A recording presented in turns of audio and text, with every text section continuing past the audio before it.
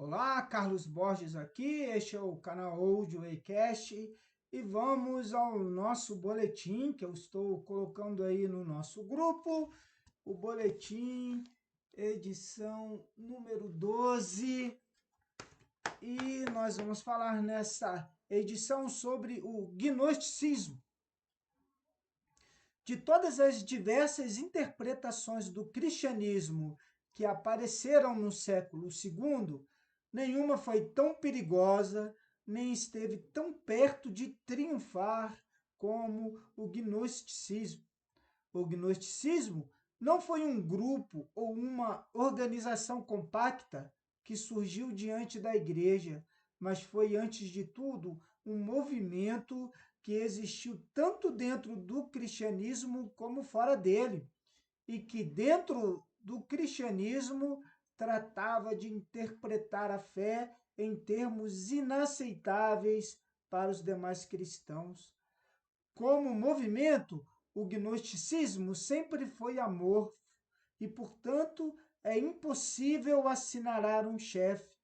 Brasílides, Valentino e outros foram mestres gnósticos, cada qual com suas doutrinas e seus discípulos, mas o sincretismo do gnosticismo era tal que suas doutrinas e escolas se confundiam, e no dia de hoje é bem difícil ao historiador distinguir entre elas. O termo gnosticismo vem da palavra grega gnosis, que quer dizer conhecimento. Segundo os gnósticos, sua doutrina era um conhecimento especial, reservado para quem possuísse verdadeiro entendimento. Além disso, parte desta doutrina consistia na chave secreta mediante a qual se alcançava a salvação. A salvação era a preocupação principal dos gnósticos. Baseados em muitas doutrinas que circulavam nessa época, os gnósticos queriam que tudo que fosse matéria era necessariamente mal. O ser humano, segundo eles, é um espírito eterno que, de algum modo, ficou encarcerado nesse corpo. Já que o corpo é cárcere do espírito, e já que nos oculta a nossa verdadeira natureza, o corpo é mau. O propósito último do gnóstico é então escapar deste corpo e deste mundo material no qual estamos como que exilados. A imaginação do exílio é fundamental para o gnosticismo. Este mundo não é o nosso verdadeiro lar. Ainda mais, este mundo, como o corpo, é material e não é senão um cárcere para o espírito e um obstáculo para a salvação. Como explicar, então, a origem do mundo e do corpo? Os gnósticos afirmam que, originalmente, toda a realidade era espiritual. O ser supremo não tinha intenção alguma de criar um mundo material, mas apenas um mundo espiritual. Com esse propósito, foram criados vários seres espirituais. Cada mestre gnóstico oferecia uma lista distinta de tais seres, e alguns chegavam até 365 seres distintos. Em todo caso, um destes seres espirituais, diante do Ser Supremo, foi o causador deste mundo. Segundo alguns gnósticos, o que sucedeu foi que Sofia, ou sabedoria, assim se chamava aquele ser espiritual, quis produzir algo por si só, e o resultado foi um aborto. Esse é o nosso mundo, um aborto do espírito, e não uma criação de Deus. Mas, continuam os gnósticos, já que este mundo foi criado por um ser espiritual, ficaram nele algumas chispas ou porções do espírito. Esses elementos espirituais são os que estão encerrados dentro dos corpos humanos e que é necessário libertar. A fim de chegar a essa libertação, é necessário que venha um mensageiro do reino espiritual. A função desse mensageiro consiste, antes de tudo, em despertar-nos do nosso sono.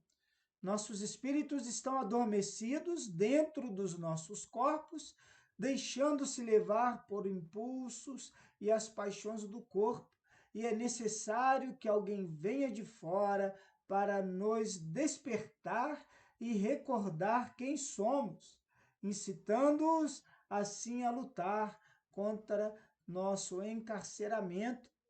Além disso, esse mensageiro deve nos dar outra informação, gnoses, necessária para a nossa libertação. Por cima da terra em que vivemos, encontram-se as esferas celestiais, cada uma delas governadas por um poder maligno, cuja função consiste em nos manter prisioneiros. Para chegar ao reino puramente espiritual, temos de atravessar todas essas esferas, e o único modo de fazê-lo é possuindo o conhecimento secreto que nos abrirá as portas a cada passo.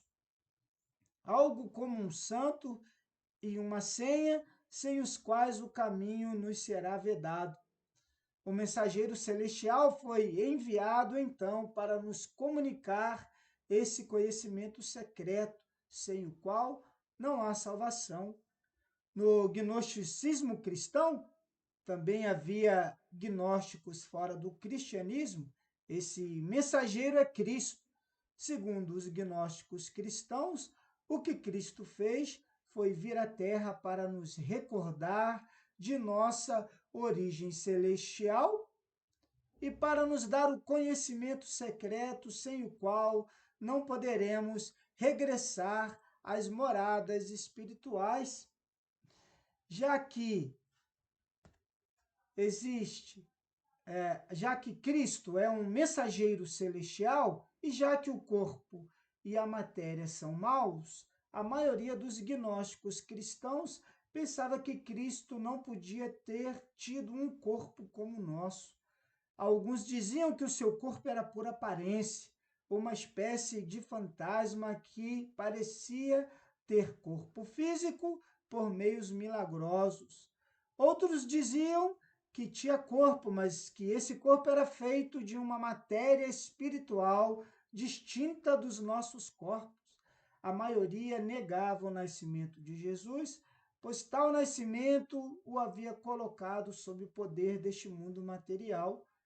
Todas estas doutrinas acerca do Salvador recebem o nome de docetismo, de uma palavra grega que quer dizer aparecer, pois o que estas doutrinas implicam, de um modo ou de outro, era que o corpo de Jesus era uma aparência. Segundo os gnósticos, nem todos os seres humanos têm espírito. Alguns são apenas seres carnais que, portanto, estão irremediavelmente condenados à destruição quando este mundo físico for destruído. Quanto aos espíritos encarcerados dentro dos espirituais, no final serão salvos, porque sua natureza é espiritual e necessariamente tem de voltar para o reino do espírito. Mas nesse interim, como vivemos aqui nesta vida?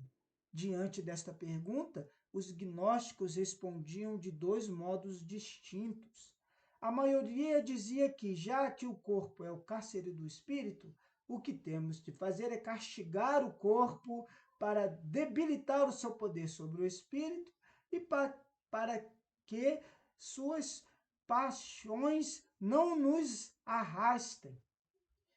Outros, em troca, sustentavam que, já que o espírito é por natureza bom e nada pode destruí-lo, o que devemos fazer é dar liberdade total ao corpo e às suas paixões. Em consequência, enquanto alguns gnósticos advogavam por um asceticismo extremo, outros praticavam a libertinagem. Durante todo o século II, o gnosticismo foi uma séria ameaça para o cristianismo. Os principais dirigentes da igreja se opuseram tenazmente a ele, porque viam nele uma negação de várias das principais doutrinas cristãs: a criação, a encarnação, a ressurreição, etc. Mais adiante, veremos como a igreja respondeu a esta ameaça. Texto extraído e adaptado da obra de Justus Gonzalez, Uma História Ilustrada do Cristianismo, volume 1, A Era dos Mártires. E daí passo a recomendação de canal. Eu recomendo o canal do Jason Rosa, Geopoliticando, que fala de geopolítica e do mundo de uma forma muito cristã, ocidental, muito inteligente. Canal Geopoliticando. Também recomendação de livro sobre a psicopatologia da vida cotidiana de Freud, um texto que os leigos conseguem entender e que, junto com a interpretação dos sonhos, formam a base do pensamento freudiano, da fundamentação da psicanálise. Tweetando, eu coloquei no meu Twitter: postulado é como axioma, verdades que se provam por si mesmas evidentes, mas que muitas vezes não provam nada por si mesmas, nem são evidentes. Cada época humana tem os seus postulados, e nós, nas fases de nossa vida, conhecemos também os nossos. Mário Ferreira dos Santos. E aí, finalizando o nosso boletim, eu falo o porquê do nosso grupo de estudos conservadores, coloco as minhas redes sociais e o nosso botão de ajuda, se você quer colaborar e ajudar na divulgação do trabalho, das ideias do projeto, de comprar mais equipamentos para tornar o nosso canal melhor. Eu faço aqui, coloco aqui o Pix para nossa ajuda. E este é o boletim, edição 12, Old Way Cast, na velha estrada, a moda antiga. Obrigado a todos.